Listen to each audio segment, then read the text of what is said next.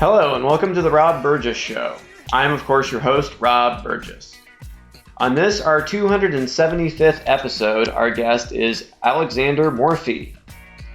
Alexander Morpheigh, whose real name is Alex Mazal, was born on April 29, 1972, and is a professional with a unique blend of expertise in science, engineering, business, and philosophy. Married with 2 children, Alexander's academic foundation began with extensive studies in physics and astronomy.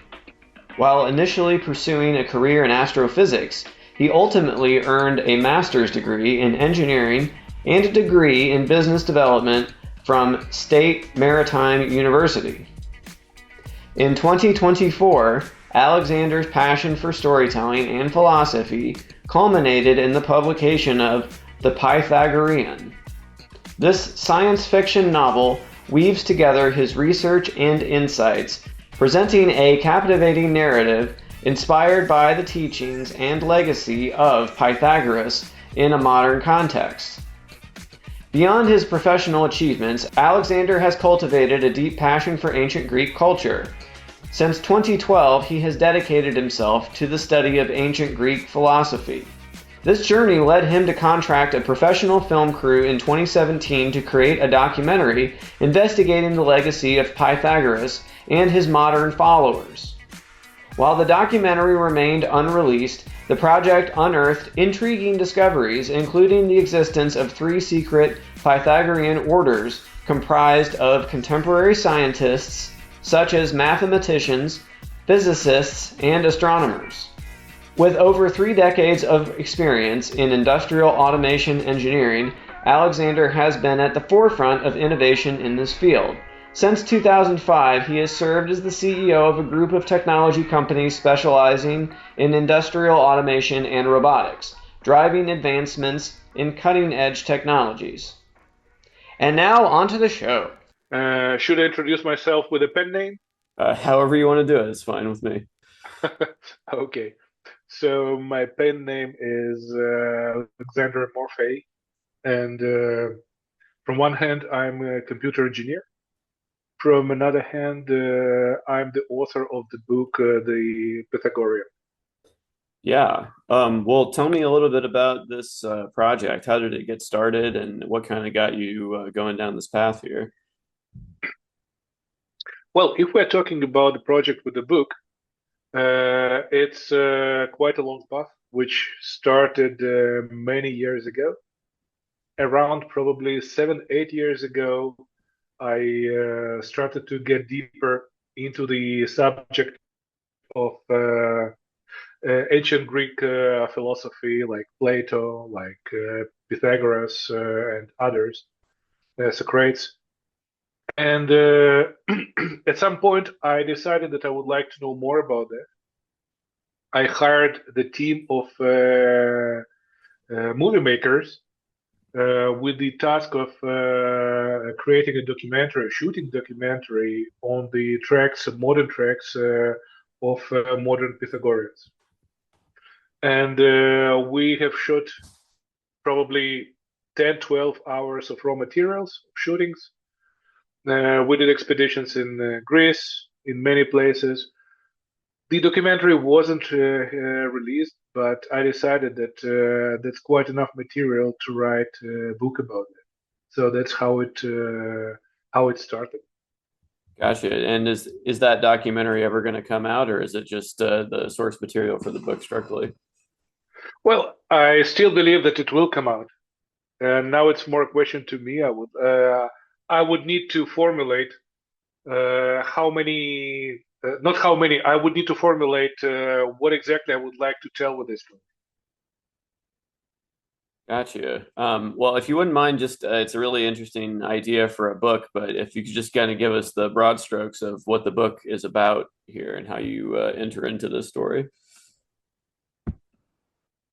The book, The Pythagorean, is a kind of a mix. From one hand, it may sound like a science fiction book about the guy from nowadays Greece that is leading, just a standard life today. He's a software developer getting good salary and spending his salary in casinos and so on. So he's crashing in a car accident, and for some reason, he finds himself in ancient Greece. And in ancient Greece, I wouldn't spoil all the subject, but just to say that he becomes a student of Pythagoras, and he goes through the long process of learning many things, and the most important of becoming a real person, getting his own personality, turning from a cynic man to a good person to a real man, I would say. The good side of this book is that although this is a fiction book, it's all based on different real facts, historical facts, scientific facts. There are a lot of contemporary alternative scientific theories there. So when a reader would read it, although it's all packaged under the science fiction, so readers would know that most of that, vast majority of that, is not really science fiction, but most of that is based on real facts or real stories. And how did you first get interested in ancient Greece? Was this like always a lifelong passion for you? That's quite hard to say. I would say that a couple of my friends first gave me a couple of books of Plato to read and Socrates. And when I finished it, I came to the idea that, over 2,500 years nearly passed since the time when those books were written, and nearly nothing has been changed. The questions that they raise, those questions are still valid today. And what has changed around is just entourage around all that, if I can use that French word. The technology is changing, right? But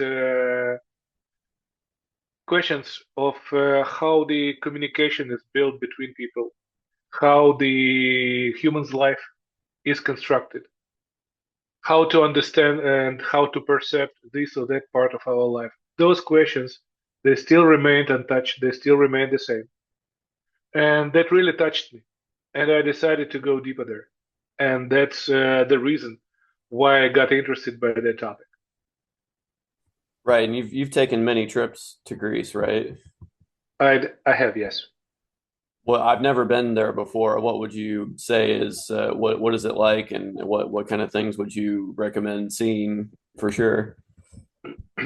It really, really depends on what you like. If you would like the history, then probably I would recommend you go to one set of places. If you would like just to see nice people, nice food, I would offer you to go to other islands. But definitely Greece is a place where you can find both. I'm not Greek, right? But I really love Greece. I love Greece. I love Greek culture. And as my family says, Greece is a vacation. Vacation is Greece. So it really depends on what you want. But what I would really recommend, if you would like to find some good historical places, interesting places, first to read about that, and then when you visit it, then you know exactly what it means. For example, if you go to visit Delphi, Delphi is a place where ancient Greek oracle Pythia was living at. You come there, you will see the monuments, you will see today's archaeological site. But as soon as you know how it was operating, what was there, then definitely your perception of that place would be totally different. No, just wanted to say that, and it's exactly the same with other places. Well, it's just amazing that, being in America, some people consider something that's like 200 years to be very old here, and you get to a place like Greece, and that's nothing compared to like what they have just laying around everywhere. So yeah, it's all relational. I lived 16 years in France, and in France, when you're buying a house, you may buy a house which is 120, 160 years old, and it's considered very good. So that's why old and very old, it's really relational. Right. And tell me a little bit about your day job. You're a computer engineer by day, is that right? Yeah, I'm software engineer working in robotics and industrial automation. Uh, since I'm in this area probably more than 25 years, maybe a bit more, like almost 30 years. And since probably the last 20 years, I'm not doing engineering myself. I'm running a group of IT companies, international IT companies in that area. So my daily job is mostly about robotics and automation. Gotcha. Well, I mean, if you're in that field, what are your feelings about AI? That's a good question. Very good question. We're using AI in our company as well, and we're watching where it goes and where it is now for a while. It's very interesting and a bit scary. Uh, when I was speaking to my software engineers who are dealing with AI, who are training neural networks, interesting thing was that we know how AI is built inside. We know how it operates, the principles of it work, but nobody cannot say what's inside. Because when AI is trained on a big amount of data, it's what is genetic algorithms. For example, there are static algorithms. It's when you say that 2 plus 2 equals 4, right? But then you can use genetic algorithm. That genetic algorithm can change itself depending on the training and on the results that it should get. And then when it's changing themselves, then it's really hard to say what's inside. So you know what's in, you know how it should work, you know what you are expecting on the output, but what's inside, what it's thinking about, you will never know. And that's a bit scary. Yeah, it's like a black box. You don't know It you don't is. know what's in there. So, Exactly, exactly. yeah. What do you think the ancient Greeks would think about that? Probably be a little bit freaked out, I imagine. So, That's a good question. I don't think that they even thought about this. no. But one thing I want to tell you about ancient Greece and computers. Probably you have watched the last movie, Indiana Jones, the fifth one. No, I haven't seen the most recent one, no. Tell me about it. Oh, so the part five of Indiana Jones is all the story is built around the mechanism which is called Antikythera. And Antikythera is it's considered to be the first computer which was discovered by professors of Athens University in Greece. It's really thousands of years, not thousands, but over 1,000 years ago. And that computer, which is based on mechanical mechanisms, that can do a lot of calculations. It's amazing mechanism. And the thing is that when I was interviewing one of professors of astrophysics in Athens University, he is the one who discovered and who not invented, but actually he discovered what's that Antikythera. He is the modern Pythagorean as well. And I was interviewing him for the documentary. He wrote a book about this, he published that book, and he told me that, look, when we have disassembled that first computer mechanism of 1,000 years ago, when we understood what crazy things it can calculate, we saw that on every single wheel under strong lens, I mean glass lens, you could find a small logo of Pythagorean star. So he told me, you can imagine that those people who invented it, who assembled it, they wanted to tell their ancestors that, guys, that's what we have done, and we're all Pythagoreans. And I saw a tear dropping at his face. I was asking him why you are crying, and he said every time when he's speaking about that, he's so touched by that idea. So yeah, we cannot, of course, say what ancient Greeks would say about the AI, but we know that the first computer was done and constructed over there, designed over there, and those guys were Pythagoreans. Right, that's really interesting. But why did you choose to have a pen name? What about this made you want to separate your professional life from this creative idea? I mean, would the people in your life not not be supportive of it, or why did you choose to do that? First of all, it's all a matter of taste. I mean, some people would like it, some people would not like the topic, the subject, the book. And you always want to separate your business life from your private life. If, for example, imagine that I'm running the group of international companies, and in my area, in my industry, I'm quite known person. So when people would start reading the book, some will read it, some will not. I mean, some will like it, some will not like it, and definitely it will influence my personal life, which I would not like. So it's always good to keep distance between different activities, and that's why I decided to do so. Gotcha. How did you choose your pen name? Uh, you know who is Morpheigh? It's the god of dreams, Gotcha.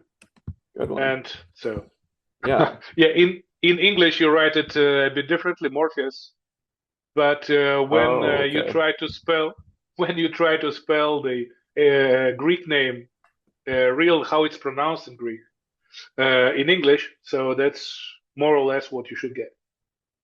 I see. I totally didn't make that connection, but that makes sense now. So, Sure.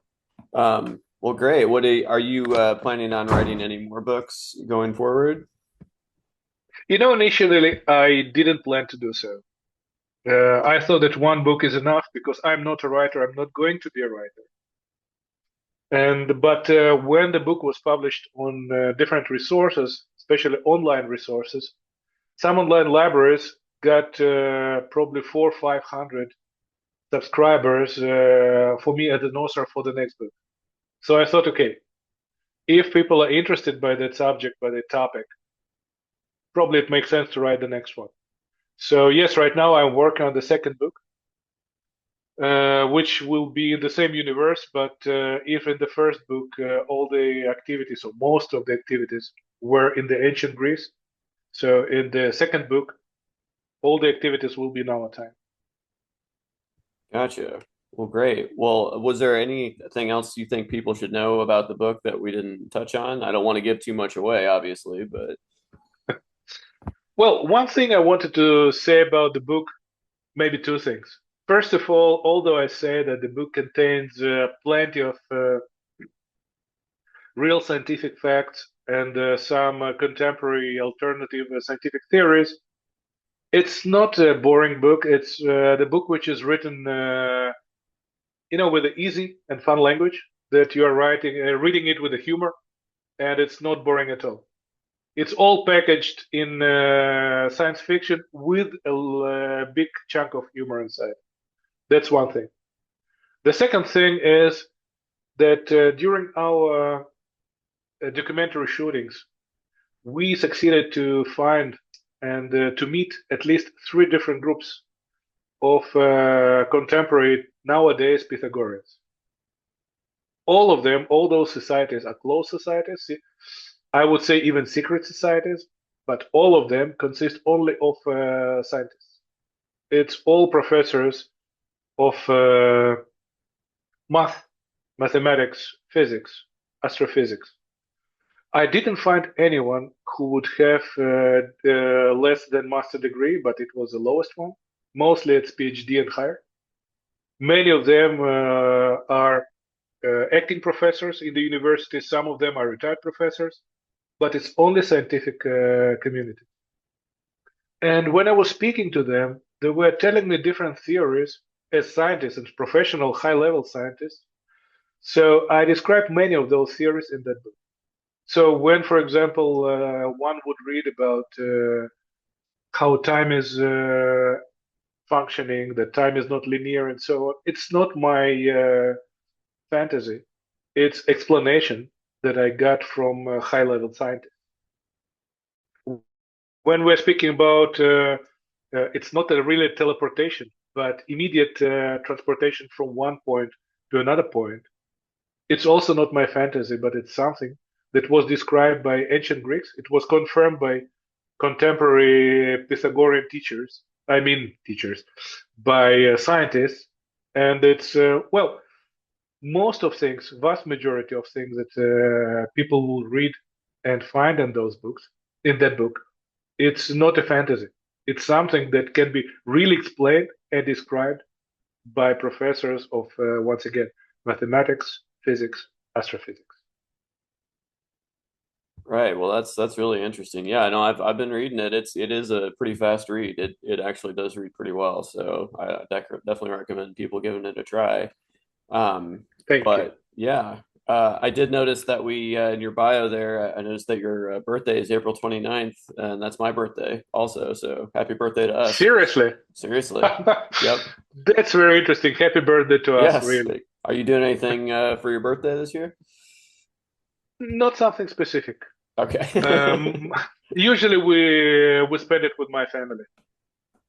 Yeah, that's My pretty daughter much is coming from France. cool. Yeah, Yeah. do you live in France currently? No, right now I'm in Israel. Israel. Oh wow. Okay. Yes. Yeah, What do how you do for your oh birthday? Sorry. no, well, let's see. All I have on my schedule is to eat tacos. That's pretty much the only thing I know I want to do. But Oh, I but that's have pretty good as well. yes, yes. Oh, I have a wife and four kids, so we'll probably just hang out. So, but yes, that sounds pretty much like mine. But well, yeah. Well, how's Israel these days? How's it going there? It's a lot of sun, quiet life, and sea, the beach. So if someone would like beach holidays, I would really recommend in Israel. It's quite peaceful and really nice. Totally the opposite from what you see on the news. Yeah, I was just about to say, I heard there's a lot of non-peaceful things going on there, so I was surprised to hear that. So, gotcha. Yeah, my cousin, she is a professor in Frankfurt University. So when she was coming here 2 weeks ago with her children, she said we were so scared because we saw on the news what happened. But when they came here, they were shocked that it's nothing in common with what you see on the TV. It's normal, quiet life, a lot of sun, and everything is good. How long have you been in Israel then? 30, 34 years. Oh, wow. Okay, so you've been there for a while. Gotcha. Yes, Okay. yes. And you're from France originally, is that right?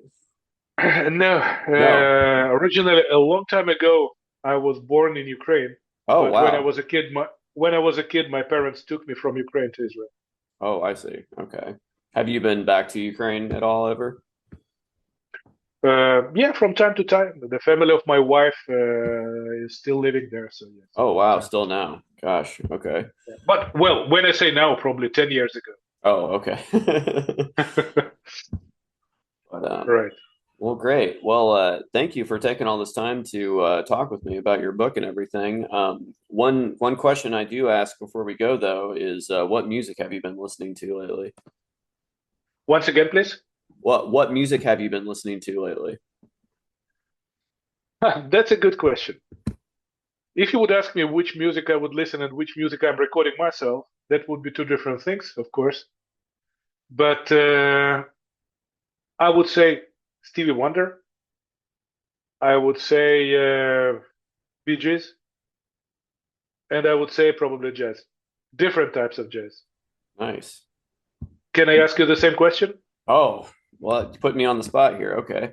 Um, well, let's see. Let's look at the old Spotify. See, I got Bob Dylan, a lot. I have two young daughters, That's so cool.